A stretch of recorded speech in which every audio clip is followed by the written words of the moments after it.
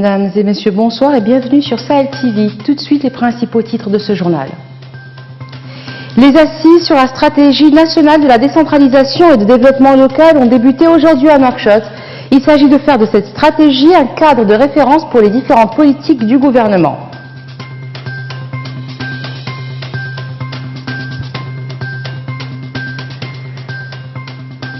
Le non-respect du code de la route, un casse-tête pour les autorités publiques et les usagers de la route avec des conséquences graves, embouteillages et des pertes humaines et matérielles causées par les accidents.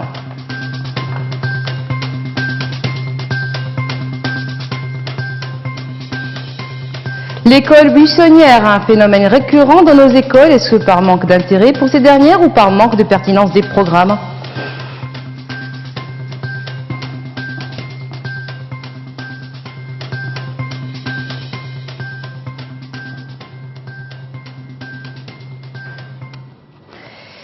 Faire de la stratégie nationale de décentralisation et de développement local un cadre de référence pour les différentes politiques et programmes du gouvernement, c'est l'objectif d'un atelier qui s'est ouvert aujourd'hui à Nouakchott, atelier organisé par le ministère de l'Intérieur et de la décentralisation. Il réunit les présidents des conseils régionaux, les maires et des représentants des départements ministériels concernés, ainsi que plusieurs partenaires dans le domaine de la décentralisation et du développement local. Un reportage de Cyril Sidibé. En séminaire sur la stratégie nationale de décentralisation et de développement local, ces assises arrivent à point nommé. En effet, la Mauritanie vient de poser des actes forts dans l'ancrage de la démocratie locale et participative à travers la création des conseils régionaux. Dès lors, revoir la stratégie nationale sur la décentralisation et le développement local devient impératif pour donner une meilleure cohérence à la gouvernance locale. À cette occasion, le ministre de l'Intérieur et de la décentralisation, Ahmedou Ould Abdallah, a indiqué que le gouvernement a mis en œuvre un certain nombre de réformes importantes dans le domaine de la décentralisation et du développement local, notamment l'arsenal juridique régissant les collectivités locales ou encore la préparation et la mise en œuvre d'un programme de réforme des acteurs de la décentralisation.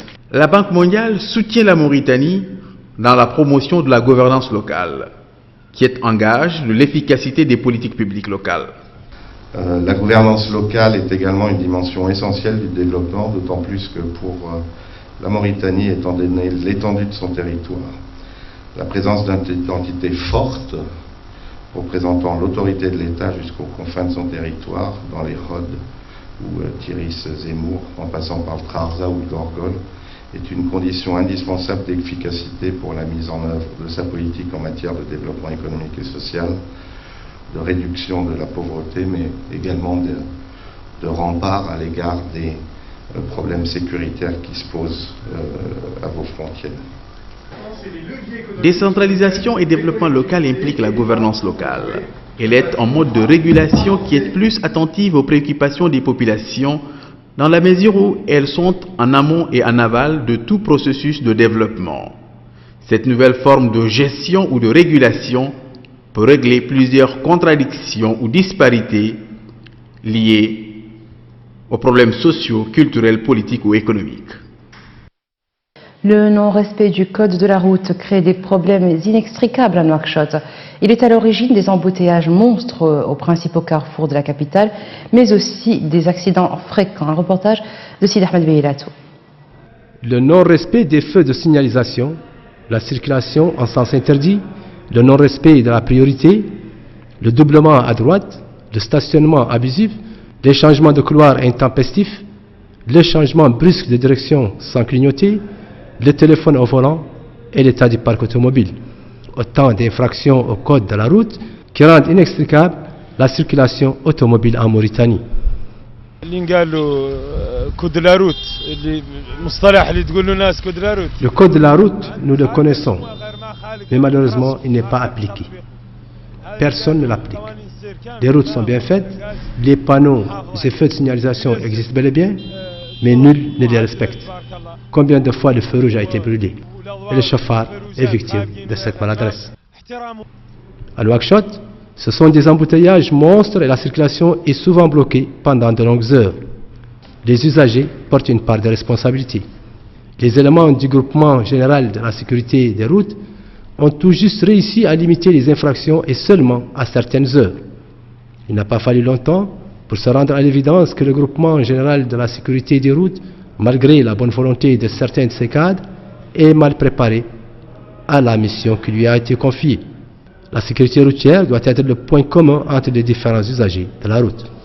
Le code de la route régit notamment les priorités aux intersections, les dépassements, les distances de sécurité, les arrêts au stationnement, les changements des fils et les usages obligatoires du clignotant en relation avec la signalisation horizontale et verticale.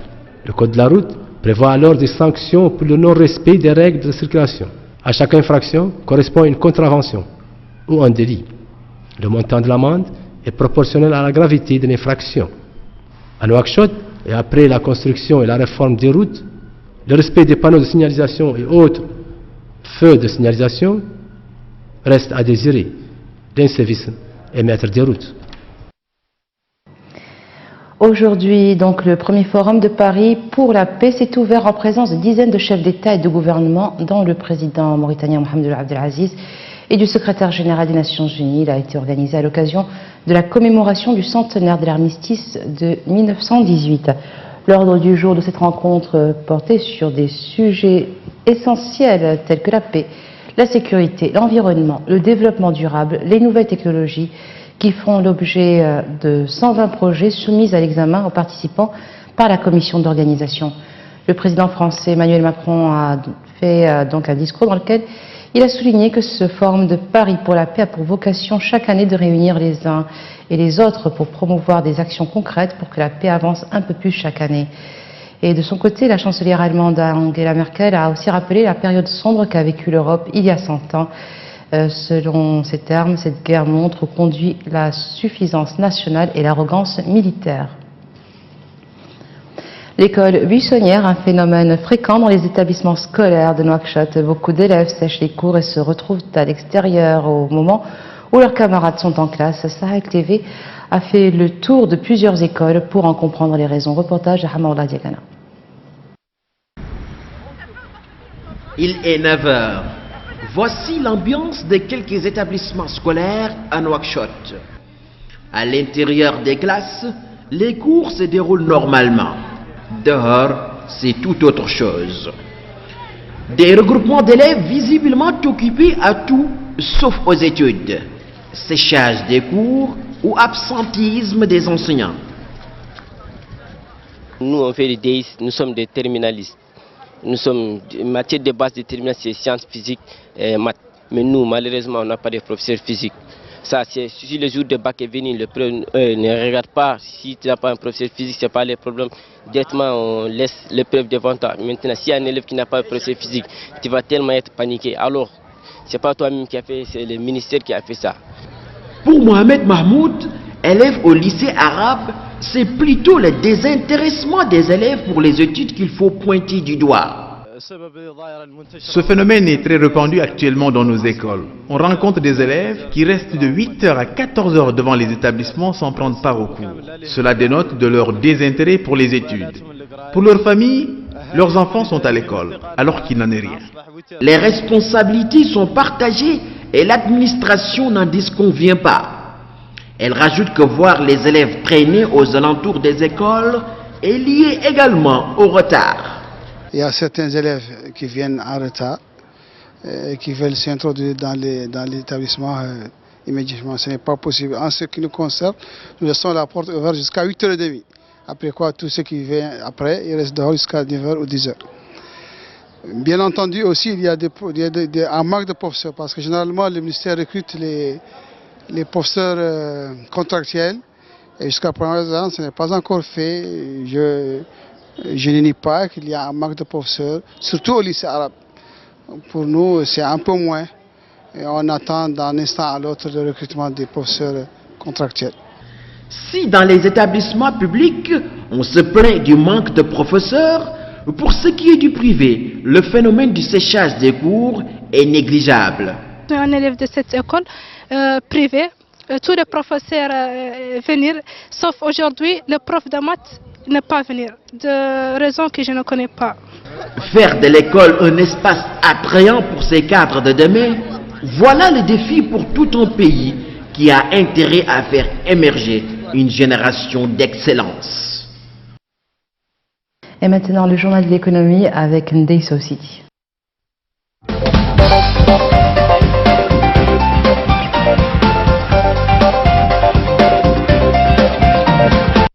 Bonsoir, bienvenue à la page éco de votre journal.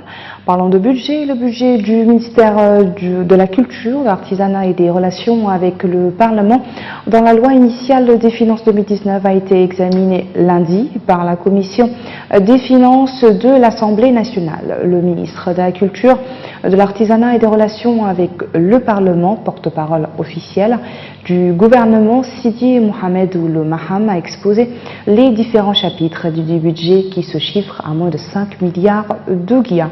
Le budget du ministère de l'Intérieur et de la décentralisation dans la loi initiale des finances 2019 a également été examiné aujourd'hui par la Commission des finances de l'Assemblée nationale lors d'une réunion présidée par le député Madine Majouba, son président. Le ministre de l'Intérieur et de la décentralisation, Ahmedou Ould Abdallah, a détaillé les différents chapitres du budget qui se chiffrent à près de 3 milliards de guias. Le numérique pour relancer l'économie de la région MENA. Les recommandations du dernier rapport de la Banque mondiale, Internet, au débit, formation, innovation, paiement digital, les ingrédients.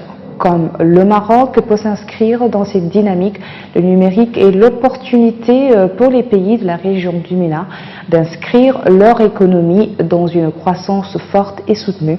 C'est le message clé d'un récent rapport publié par le groupe de la Banque mondiale à Rabat. Il s'agit d'un rapport semestriel de suivi de la situation économique dans la région MENA, dont la thématique porte sur le rôle des nouvelles technologies comme levier de croissance et de création d'emplois. Ce document repose sur les principes d'une nouvelle économie numérique pour la région, basée notamment sur l'innovation et l'esprit d'entreprise. L'Arabie Saoudite va réduire les importations de pétrole. Les prix des carburants pourraient repartir à la hausse. Avec des négociations entre les pays de l'OPEP, l'organisation des pays exportateurs de pétrole qui n'ont pas abouti hier, l'Arabie Saoudite a décidé de faire cavalier seul. Le Royaume a pris sa propre décision en réduisant les exportations de plus de 5 000 barils, pardon, 500 000 barils par jour pour enrayer la chute du prix du brut. Les fluctuations de l'offre et de la demande de pétrole est décidément importante ces derniers mois. Après avoir augmenté en octobre, voilà que le cours du brut vient perdre 20% de sa valeur un peu de temps. La faute en partie à des prédictions qui étaient erronées. L'embargo sur l'Iran faisait craindre une baisse de l'offre, mais l'augmentation de la cadence de production aux États-Unis, pétrole chutiste, en Russie et en Arabie Saoudite brute ont également visiblement bien compensé les pertes iraniennes puisque les cours du brut s'est effondré.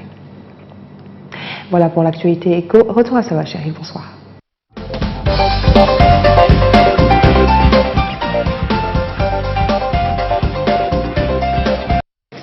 Maintenant, nous passons à l'actualité internationale. La bande de Gaza est en proie à une nouvelle flambée de violence. Des frappes aériennes israéliennes meurtrières sur les villes de l'enclave palestinienne. Des maisons, des usines ont été visées. 150 raids au total qui ont fait 3 morts et 7 blessés parmi les civils. Le bâtiment de l'Arsa TV, la chaîne du Hamas, a été détruit par l'aviation israélienne, a priori sans faire de victimes. Le Hamas, qui contrôle la bande de Gaza, a de son côté revendiqué aujourd'hui les tirs de dizaines de roquettes vers Israël, affirmant dans un communiqué qu'il ripostait à la mort de 7 de ses combattants tués hier lors d'un affrontement avec l'armée israélienne. Côté israélien, les quelques 81 roquettes tirées ont détruit un autobus et blessé 3 personnes, dont un soldat de 19 ans qui serait dans un état critique. Ces hostilités surviennent après des mois de tension faisant redouter une 4e guerre en 10 ans. Elles interviennent donc au lendemain d'une opération des forces spéciales israéliennes qui a mal tourné et dans laquelle un officier israélien et 7 Palestiniens ont été tués. Une conférence internationale sur l'avenir de la Libye s'ouvre ce soir à Palerme en Italie avec la présence annoncée par un responsable italien du maréchal Haftar, homme fort de l'Est du pays. Le maréchal Khalifa Haftar est en route, c'est ce qu'a affirmé un responsable italien sous couvert de l'anonymat. Aucune confirmation officielle n'a toutefois pu être obtenue à Palerme ou à Benghazi, fief du maréchal dans l'est du pays. En faisant durer le suspense sur sa participation, Haftar a déjà réussi à convaincre la conférence de Palerme de l'importance de son rôle dans tout accord potentiel et à renforcer sa position d'acteur clé de la crise libyenne. Énième tentative pour lancer un processus électoral et politique censé sortir le pays de l'ornière, cette conférence qui devait donc débuter ce soir vers 19 h, suit celle de Paris en mai dernier qui avait abouti à un accord sur une date le 10 décembre pour la tenue d'élections nationales. Les Nations Unies chargées de trouver une solution en vue de stabiliser la Libye, minée par les divisions et les luttes de pouvoir depuis la chute en 2011 du régime de Muammar Kadhafi, ont toutefois annoncé jeudi que le processus électoral a été retardé et devrait finalement démarrer en 2019. Ancien député, ex-cadre du secteur pétrolier, propriétaire d'un hôtel à Kinshasa et opposant farouche à Joseph Kabila, Martin Fayulu a été désigné hier candidat unique de l'opposition en République démocratique du Congo. Martin Fayulu, 62 ans, désigné donc le 11 novembre candidat unique de l'opposition pour l'élection présidentielle qui est prévue le 23 décembre en République démocratique du Congo, est un ancien cadre du secteur pétrolier formé en France et aux États-Unis qui s'est mobilisé contre un troisième mandat du président Joseph Kabila et contre la machine à voter. Le président du Parti Engagement pour la citoyenneté et le développement, SID, se définit comme une personne dotée d'une expérience qui fait la différence. Son projet de société, qu'il qualifie de social-libéral, est contenu dans un ouvrage dont le titre est « Investir dans le citoyen pour développer la République démocratique du Congo ». Et on apprend aujourd'hui aussi que Félix Tshisekedi, l'un des leaders de l'opposition, a annoncé son retrait de l'accord sur le candidat commun de l'opposition, Martin Fayulu. De violents affrontements entre miliciens chiites, Houthis et forces de la coalition conduite par l'Arabie Saoudite se poursuivent dans plusieurs quartiers résidentiels du port d'Hodeïda au Yémen. Ils ont fait en 24 heures au moins 149 morts, dont 111 rebelles, 32 loyalistes et 7 civils. C'est ce qu'ont indiqué les sources militaires et hospitalières aujourd'hui. Les deux camps s'opposent avec des tirs de mortier, des mitrailleuses antiaériennes et des armes automatiques pour obtenir le contrôle de la cité qui constitue le principal point d'entrée de l'aide alimentaire et humanitaire dont dépendent des millions de Yéménites. Le secrétaire général de l'ONU, Antonio Guterres, a lui mis en garde contre les conséquences catastrophiques d'une éventuelle destruction de ce port, point d'entrée de plus des 3/4 des importations et de l'aide humanitaire internationale dans le pays en guerre. Et voilà, ce sera tout pour aujourd'hui. Tout de suite, un rappel des titres. Les assises sur la stratégie nationale de la décentralisation et de développement local ont débuté aujourd'hui à Nouakchott. Il s'agit de faire de cette stratégie un cadre de référence pour les différentes politiques du gouvernement.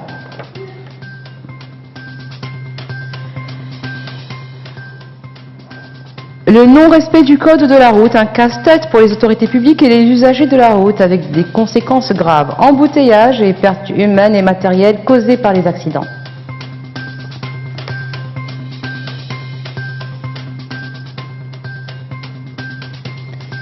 Le séchage des cours, un phénomène récurrent dans nos écoles. Manque de professeurs, désintérêt pour les études, les raisons en sont multiples.